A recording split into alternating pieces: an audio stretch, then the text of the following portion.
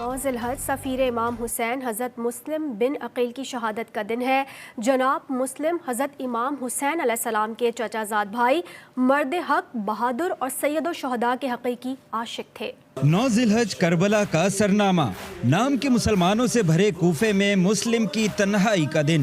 امام حسین علیہ السلام کے سفیر جناب مسلم کے والد حضرت عقیل حضرت ابو طالب کے فرزند، قریش کے ماہر نسب شناس اور فصحائے عرب میں سے ایک تھے۔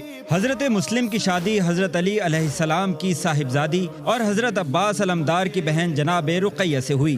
مسلم بن عقیل رسول اللہ سے بہت زیادہ مشابہت رکھتے تھے اور آپ کا شمار عرب کے بہادر ترین افراد میں ہوتا تھا۔ سید الشہداء امام حسین علیہ السلام نے بیعت یزید کو ٹھکرا کر مدینہ چھوڑا تو جناب مسلم بھی نواسہ رسول کے ساتھ مکہ تشریف لائے۔ مکہ میں امام حسین علیہ السلام کو اہل کوفہ کے خطوط موصول ہوئے۔ امام حسین علیہ السلام نے اپنے مختصر قافلے پر نظر ڈالی اور مسلم بن عقیل کو اپنا نمائندہ بنا کر کوفہ روانہ کیا۔ امام نے آپ کو حکم دیا تھا کہ اگر لوگ ساتھ دینے پر راضی ہوں تو آگاہ کر دیں تاکہ وہ بھی وہاں پہنچ سکیں۔ جناب مسلم نے کوفہ پہنچ کر مختار بن عبید ثقفی کے گھر قیام کیا۔ جناب مسلم کے ہاتھ پر ہزاروں افراد نے امام حسین علیہ السلام کی بیعت کی۔ ان حالات کی خبر ملنے پر یزید نے نعمان بن بشیر کے بجائے ابن مرجانہ عبید اللہ کو کوفے کا حاکم مقرر کر دیا۔ ابن مرجانہ نے عوام کو دھمکی دی کہ یزیدی لشکر جلد آنے والا ہے۔ کوفے کے خوفزدہ لوگ آہستہ آہستہ بیعت توڑنے لگے۔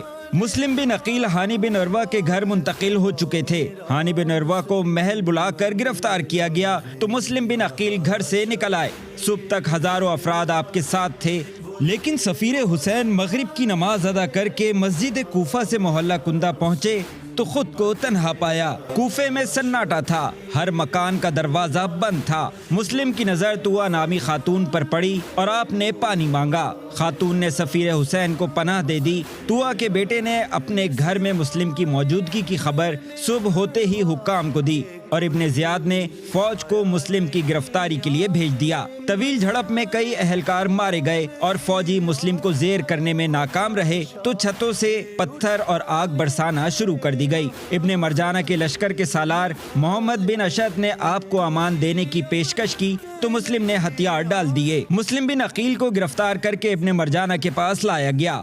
مسلم نے اپنی شہادت کے آثار محسوس کیے تو وصیت کے لیے مہلت طلب کی۔ آپ نے عمر ابن سعد سے کہا کہ امام حسین علیہ السلام کو خط لکھنا کہ کوفہ تشریف نہ لائیں۔ اس کے بعد ابن مرجانہ کے حکم پر سفیر امام حسین علیہ السلام کو دارالعمارہ کی چھت سے نیچے پھینک دیا گیا۔